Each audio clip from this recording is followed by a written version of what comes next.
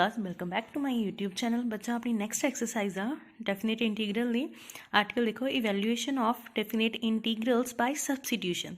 ठीक है जी, ये की उन्होंने बोला in this method we make a substitution f x is equal to y to reduce the given integral to known from the integrate. ठीक है जी, मतलब उन्होंने की है कि जो आपां फंक्शन गिवन होएगा उस इंटीग्रल नूं ठीक है जी किसी होर दे विच यूज़ कर देना। It should be noted properly that when ever variable of integration changes. ठीक है जी, ये ध्यान रखना है कि देखो जो अपनी इंटीग्रेशन होएगी चेंज होएगी, limits of integration also changes, मतलब जो अपना लिमिट्स गिवन होंदियां ना इंटीग्रेशन फंक्शन के उत्ते वो सारियां चेंज होणगियां। And the limits are to be obtained from the substitution. ਜਿਹੜੀਆਂ लिमिट्स ਆਪਾਂ सबसटीट्यूट करके ਲੈਣੀਆਂ ਨੇ ਨਾ ਉਹਨਾਂ ਨੂੰ ਹੀ ਪੁੱਟ ਕਰਾਂਗੇ, ਜਿਹੜੀਆਂ ਆਲਰੇਡੀ ਪਹਿਲਾਂ ਗਿਵਨ ਹੋਣਗੀਆਂ ਉਹ ਚੇਂਜ ਹੋ ਜਾਣੀਆਂ। ਠੀਕ ਹੈ ਜੀ, ਔਰ ਇਹ ਸਾਰਾ ਪ੍ਰੋਸੀਜਰ ਤੁਹਾਨੂੰ ਆਪਾਂ ਇੱਕ ਸਮ ਕਰਕੇ ਉਹਦੇ ਵਿੱਚ ਦਿਖਾਉਂਦੇ ਹਾਂ। ਫਸਟ ਦੇਖੋ ਇਵੈਲੂਏਟ इंटीग्रेशन आ जीरो लिमिट कितनी 0 to 2 pi cos x upon √1 4 + 3 sin x into d x. ठीक है जी, तो सॉल्व करते हैं। Firstly let i is equal to 0 2 pi cos x divided by into √4 + 3 sin x dx। ठीक है जी, सबसटीट्यूशन वाला आ तो जिस तरह आप इनडेफिनेट इंटीग्रल च सबसटीट्यूट करते सी ना उस तो थोड़ा जिहा अलग आ ये डेफिनेट इंटीग्रल च सबसटीट्यूशन। फर्स्टली आप पुट करते हैं जो डिनोमीनेटर च फंक्शन आ पुट 4 + 3 sin x नूं की पुट करता जी y। ठीक है, नैक्सट किया differentiate with respect to x on both side। ठीक है, डिफरेंशिएट करना है आप ऑन बोथ रिस्पेक्ट, तो की हो जाएगा कांस्टेंट फंक्शन की डिफरेंशिएशन करोगे 4 दी तो की बन गया जी 0 + 3 एज इट इज़ साइन की डिफरेंशिएशन cos x। ठीक है जी, मतलब 3 cos x आ जाना जो तुम u * v भी लगा लो या फिर डायरैक्ट। दैन y नूं विद रिस्पेक्ट टू करना है तो dy अपॉन dx। ठीक है जी, नैक्सट स्टैप की करेंगे जो डिवाइड च dx आ मतलब x वाली सारिया वैल्यूज एक साइड पर कर लाँगे, तो dx इधरों अपॉन आ उधर जाके की हो जाएगा मल्टीप्लाई। ठीक है, तो इधर की बच गया जस्ट dy, तो मतलब मेरे को आ गया 3 cos x dx is equal to dy। ठीक है, यही आ गया अपने को। नैक्सट देखो हम ध्यान नाल इत्थों कि जिहड़ा उपर मैनूं फंक्शन गिवन आ, फंक्शन मेरा की आ cos x into dx, cos x into dx मतलब वो 3 मल्टीप्लाइज नहीं आ तो 3 अपना दूसरी साइड लै जाओ, इधर जस्ट छड़ दो cos x dx, तो 3 इधर मल्टीप्लाई आ दूसरी साइड जाके की हो गया जी डिवाइड। ठीक है, नैक्सट हुण जो उन्होंने की बोलिया सीगा कि जिहड़ियां तुहाडीआं लिमिट्स आ ना इंटीग्रेशन दी वो भी चेंज होनी, वो किस तरह होणगियां वैन तुहाडी फर्स्ट लिमिट कितनी आ 0, तो पहले तुसीं x की वैल्यू की पुट करनी है जी 0। ठीक है, x की वैल्यू 0 पुट करांगे तो देखते हैं अपने को y की वैल्यू कितनी आऊगी। y किहदे इक्वल सी 4 + 3 sin x की जगह की पुट कर देंगे 0। ठीक है, 4 एज इट इज़ + 3 sin 0 की वैल्यू कितनी होंदी है जी 0। दैन मतलब 4 + 3 × 0 0, आंसर कितना आ गया 4, मतलब x की वैल्यू 0 और y की वैल्यू कितनी आ गई अपने को 4। नैक्सट अपने को वैल्यू कितनी आनी है x की 2 पाई। ठीक है जी, नैक्सट लिखो when x is equal to 2 pi y दे विच पुट कर दो 4 + 3 sin x की जगह की पुट कर दो जी 2 पाई। ठीक है, अगेन 4 + 3 sin 2 पाई की वैल्यू कितनी होंदी है जी 0, तो 4 + 0 अगेन कितनी आ गई वैल्यू y की 4, x की वैल्यू 0 तो y की वैल्यू 4, x की वैल्यू 2 पाई तो y की वैल्यू अगेन 4। हुण आपां देखो फंक्शन आ जिहड़ा उन्होंने भी सारे जिन्ना भी फंक्शन के टर्म्स आ वो भी सारियां सबसटीट्यूट कर लईआं।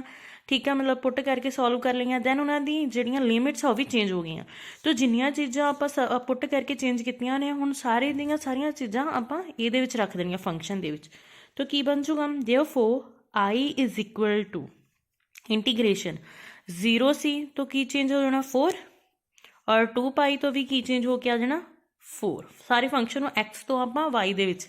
ठीक है, दैन cos x dx के आ गया 1/3 dy, तो 1/3 कॉन्स्टेंट है तो बाहर लिख सकते हैं, अंदर कितना आ गया dy।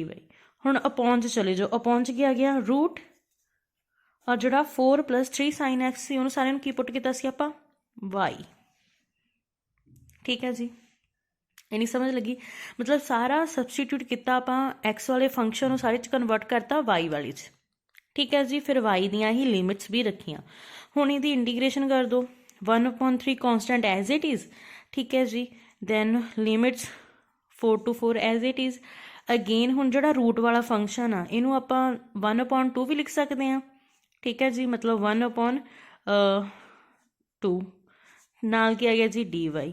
ठीक है, हुण जिहड़ा उही 1/2 वाली पार वाला फंक्शन आ उन्होंने जो उपर लैके जाना उहदी पार कितनी हो जाती हुंदी है नैगेटिव, नाल की आ गया जी dy। ठीक है, और इंटीग्रेशन की बोलना हुंदा आ, इंटीग्रेशन का फंक्शन की हुंदा आ जो तुसी इंटीग्रेशन सॉल्व करनी आ। ठीक है, तो की हुंदा आ y -1 ऐड हो जाता हुंदा उहदी पार च, तो नीचे भी -+1 और लिमिट्स कितनी है इहदियां 4 to 4। ठीक है, तो नैक्सट की हो गया जी 1/3 एज इट इज़। हुण -1/2 + 1। ठीक है जी, ਉਹਦੇ ਵਿੱਚ ਉਹਦਾ रूट सॉल्व कर लो, आंसर कितना आया y पॉजिटिव 1/2, नीचे भी 1/2 और लिमिट कितनी आ गई जी 4 × 4। ठीक है, हुण आपां की करांगे जिहड़ा अपॉन 1/2 है उन्होंने भी बाहर कढ लांगे। ठीक है जी, जिहड़ा 1/2 अपॉन सा उन्होंने भी बाहर कढ लांगे। जो उन्होंने बाहर कढांगे जिहड़ा मेरा 2 आ उपर चले जाऊगा 1 नीचे, दैन इधर क्या गया y 1/2 4 4। ठीक है जी, दैन इधर की बन गया 2/3। दैन अगर y की पावर 1/2 आ तो उन्होंने आप रूट च लिख सकते हैं वापस, यस 4 4।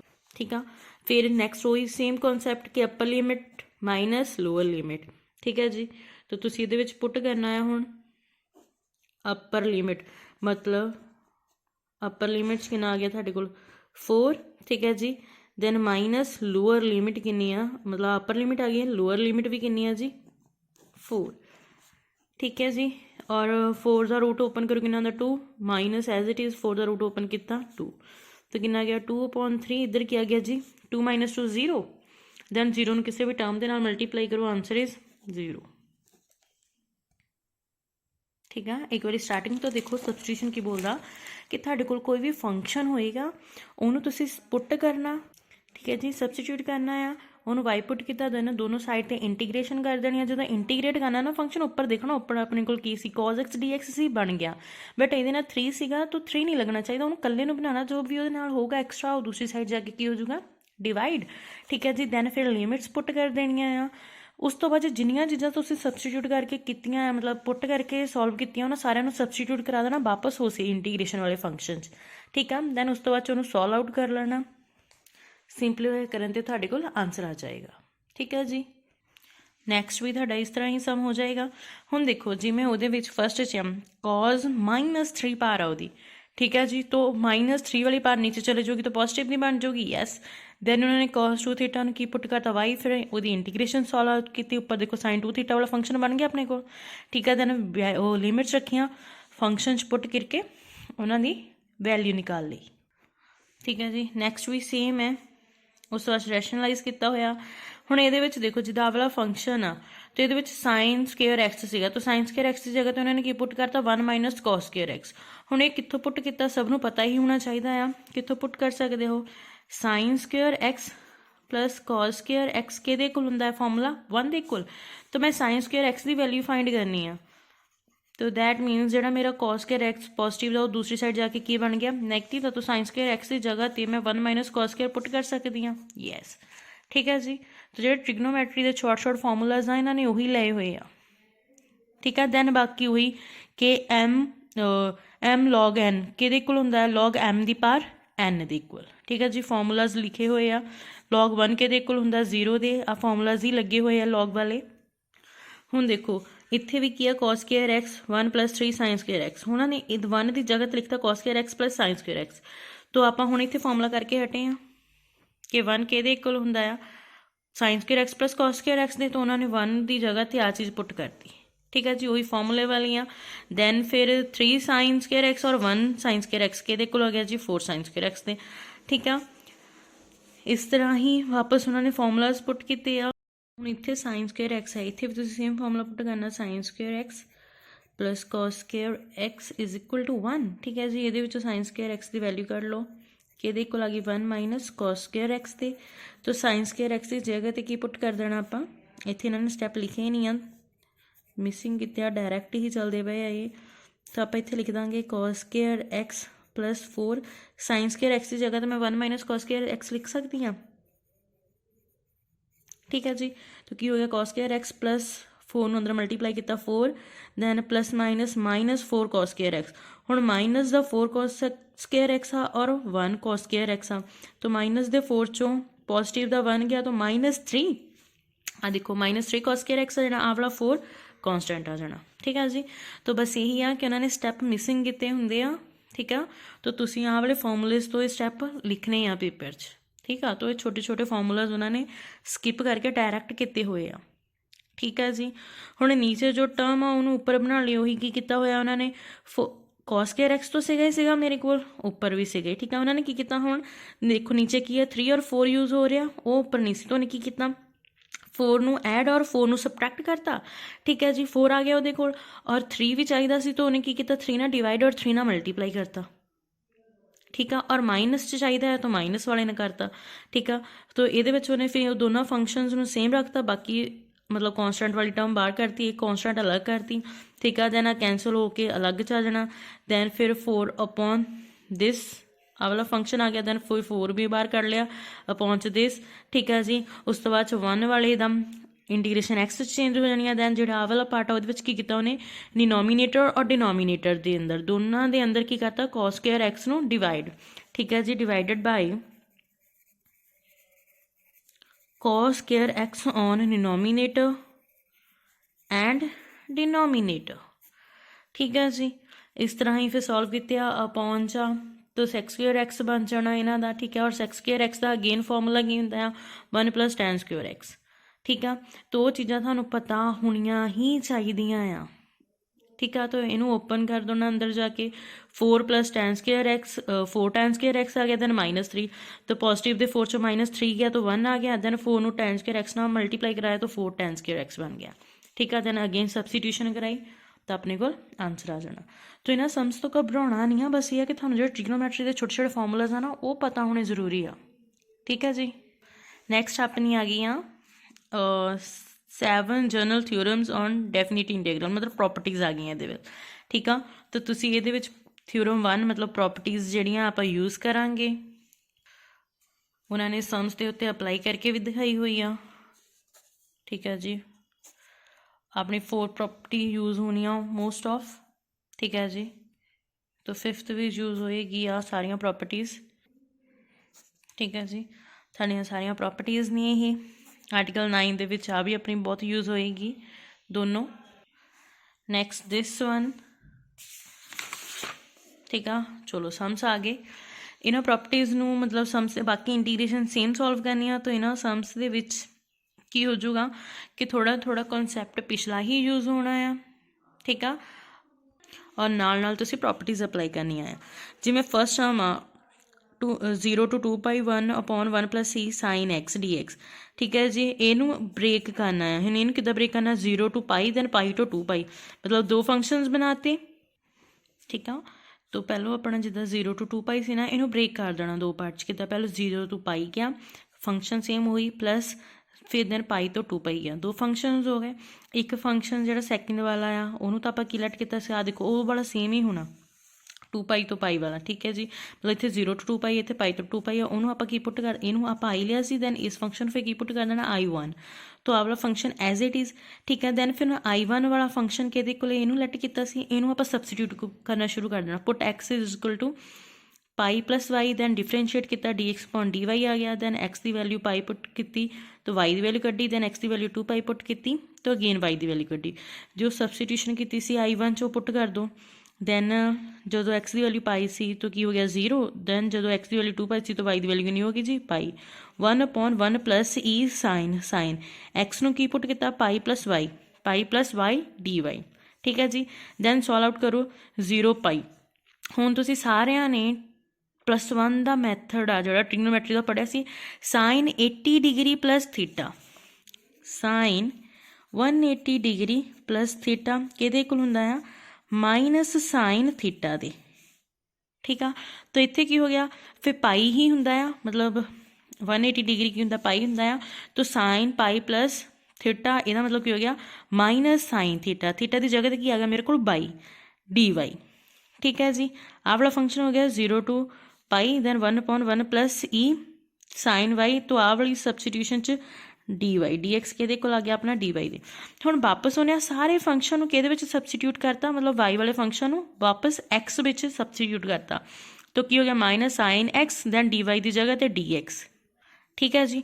हुण आ देखो इनवर्स च फंक्शन आ, तो मैं ये वाले इनवर्स वाले फंक्शन इदा लिख सकती हाँ 1/1 प्लस ई, ऊपर माइनस वाले हैं तो नीचे की चले जाऊगा, मतलब 1/ई पॉजिटिव साइन एक्स। जोड़ा नैगेटिव का ही साइन एक्स से पहुँच जाके पॉजिटिव का हो गया, तो यदा एलसीएम लिया तो इधर चला गया ई साइन एक्स, तो इधर +1 बचा, ठीक है जी। जोड़ा अपॉच ई साइन एक्स से वो उपर जाके की हो गया मल्टीप्लाई, ठीक है जी। ये छोटी छोटिया ट्रिक्स आ जिहड़ियां आपां इंटीग्रेशन वाले फस्ट चैप्टर 8th च करते आने आ, ਉਹੀ ਇਹਦੇ ਵਿੱਚ ਅਪਲਾਈ ਕੀਤੀਆਂ ਆ ਵਿਦ ਦ ਲਿਮਿਟਸ, ਠੀਕ ਹੈ ਜੀ। ठीक है, नैक्सट की हो गया ई साइन एक्स, दैन ठीक है, मतलब ई साइन एक्स अपॉन ई साइन एक्स +1, मतलब वही छोटिया छोटिया ट्रिक्स यूज़ करके अलग अलग फंक्शन किया, ठीक है। दैन उन्हें इस फंक्शन को हुण अलग सैपरेट करता फ्रॉम 1, आह वाली मेरी 1 इक्वेशन सी, ठीक है। तो ये आह वाला function as it is plus I one जो मैं सॉल्व किया मेरे को आह वाला आंसर आया, तो आई1 का इत्थे पुट करता, ठीक है जी। दोनों का एलसीएम जो देखोगे बेस सेम आ, तो उन्हें की करता इकट्ठे करता दोनों फंक्शनस, क्योंकि उन्होंने दोनों दी लिमिट्स भी सेम आ, ठीक है। कैंसिल होकर 1 डी एक्स, दैन एक्स नूं सॉल्व आउट करके मेरे को आंसर आ गया। नैक्सट भी देखो फंक्शन गिवन ऑन फंक्शन उन्होंने ब्रेक किया -π/2 तो लैके लिमिट π/2 तक सी, तो -π/2 तो 0 च गया, फिर 0 तो π/2 च गया। सेम फंक्शन ये अपने की आई आ गया, दैन दूसरा क्या आया I1 + I2, ठीक है। I1 फंक्शन जिन्होंने लैट किया उन्होंने तुसीं सबस्टिट्यूट किया, सॉल्व किया, पुट किया, जो I1 का आंसर आ गया वापस उन्होंने आई दे विच पुट करा देना, तुहाडे कोल आंसर निकल जाना, ठीक है। इन्हों के आ देखो प्रॉपर्टीज़ जिहड़ियां उन्होंने अप्लाई कीतियां नाल मैंशन भी कीतियां हुई ने, ठीक है जी। तो लिमिट चेंज हो रही जां किदां, जिद्दां इत्थे सीगा साइन स्क्वेयर एक्स, ठीक है, मतलब फंक्शन सीगा, तो फंक्शन के नाल ही उन्होंने की करता A-x, ठीक है। A-x ए की है तुहाडी वाली लिमिट, तो जिहड़ी इत्थे लिमिट आ उही इत्थे लग जानी है, तो मतलब की हो गया π/2 माइनस आ वाला एक्स, और ये भी देखना है कि 0 तो A मतलब 0 टू π/2, ठीक है जी। इस तरह उन्होंने प्रॉपर्टीज़ अप्लाई कर रहे हैं, वो मोस्टली आ वाली प्रॉपर्टी ही यूज़ की हुई आ, ठीक है। तो तुसी बस ट्रिग्नोमैट्री के फॉर्मूलाज आने जरूरी ने, अगर वो आते हैं तो ही तुहाडे कोल इंटीग्रेशन सॉल्व होनी आ, ठीक है। तो ट्राई करना है, ये नाल ही अपना चैप्टर पूरा कंप्लीट हो जाना, क्योंकि ये काफ़ी सम्स ने, तो अप्लाई करियो, ट्राई करियो। किसी सम दे विच कोई प्रॉब्लम आती है you can ask in the comment section box, कोई क्वेश्चन नहीं समझ आता, किसी च डाउट आ गया, कोई फॉर्मूला एक्सट्रा लग रहा है, जो भी तुहानूं प्रॉब्लम आती है ना, you can ask in the comment section box, तुहाडे सारे क्वेश्चनस, ठीक है जी। दैन उन्होंने डाउट्स क्लीयर किए जाएंगे, बट एटलीस्ट तुहानूं सारे सम्स खुद ट्राई जरूर करने पैणगे। नैक्सट वीडियो दे विच आपां ये तो सारे स्पैक्ट्रम सीगी मेरी बुक, ठीक है जी। नैक्सट वीडियो दे विच आपां एक्यूरेट दे तुहानूं 2-4 मार्क्स वाले सम्स दिखा देंगे, ठीक है जी। सो सारे सम्स ट्राई सब ने जरूर करने आ, ठीक है जी। दैन जो प्रॉब्लम आती आ जरूर पूछनी आ कमेंट दे विच, ठीक है जी। Thank you so much.